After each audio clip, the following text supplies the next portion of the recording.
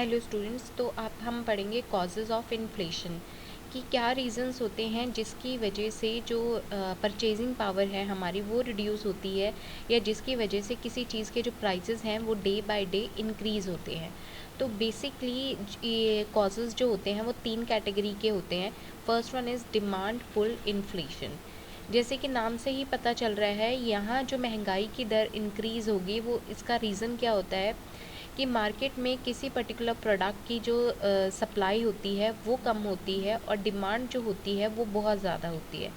तो उस टाइम जो किसी चीज़ के जो प्राइसेस होते हैं वो इंक्रीज़ होते हैं।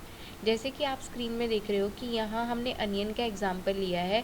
जैसे कि आप देखते हो कि जब सीज़न आता है और बारिश की वजह से इसकी जो फसल होती है या वो ख़राब हो जाती है, या ब्लैक मार्केटिंग की वजह से लोग इसको होल्ड करके रखते हैं, तो उसकी वजह से मार्केट में अनियन की सप्लाई कम हो जाती है।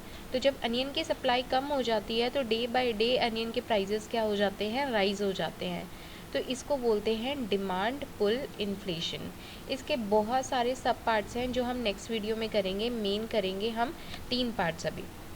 तो फर्स्ट है डिमांड पुल इन्फ्लेशन, जिसमें demand is more than the supply, ठीक है, and aggregate demand is more than the aggregate supply. उस रीज़न की वजह से क्या होते हैं, प्राइजेस राइज होते हैं। नेक्स्ट वन इज़, जो नेक्स्ट रीज़न होता है वो हमारा रीज़न है कॉस्ट पुश इन्फ्लेशन।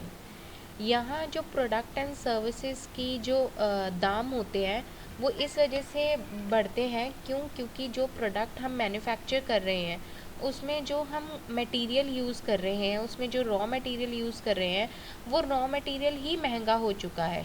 तो चीज़ अपने आप ही क्या हो जाएगी, महंगी बनेगी, ठीक है। जैसे हम यहाँ लेते हैं, सपोज़ करो रॉ मटेरियल के प्राइजेस क्या हो चुके हैं, बढ़ चुके हैं, या लेबर के प्राइजेस क्या हो चुके हैं, बढ़ चुके हैं, ठीक है। तो उसकी वजह से किसी चीज़ के दाम बढ़ जाते हैं। जैसे कि आपने देखा कि अगर कुछ चीज़ें जो हैं वो हम इंपोर्ट करते हैं दूसरी कंट्रीज से, और वहाँ ऑटोमेटिकली किसी चीज़ के जो प्राइजेस हैं वो बढ़ गए हैं और ये हमारे कंट्रोल में नहीं है, तो प्राइजेस भी क्या हो जाएंगे, बढ़ जाएंगे। बट यहाँ जो रीज़न है वो ये है कि प्रोडक्ट की मैन्युफैक्चरिंग कॉस्ट बढ़ चुकी है, तो वो कॉस्ट बढ़ी है, इस वजह से चीज़ें महंगी हो चुकी हैं। तो ये था cost push inflation. Next one is wage pushed inflation.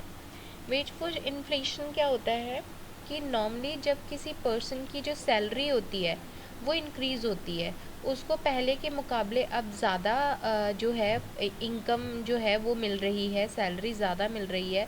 तो नॉर्मली ये होता है कि हम ज़्यादा खर्च भी करते हैं। तो सेम की डिमांड ज़्यादा होगी, डिमांड ज़्यादा होगी तो किसी चीज़ के प्राइजेस क्या हो जाएंगे, ज़्यादा हो जाएंगे। तो इस वजह से जब सैलरी बढ़ती है तो सैलरी और इनकम सोर्सेज जब बढ़ते हैं या हमारी इनकम इंक्रीज़ होती है, उसकी वजह से भी क्या होते हैं, चीज़ों के दाम महंगे हो जाते हैं। तो बेसिकली ये तीन रीजंस थे, demand push and cost and wage pushed inflation.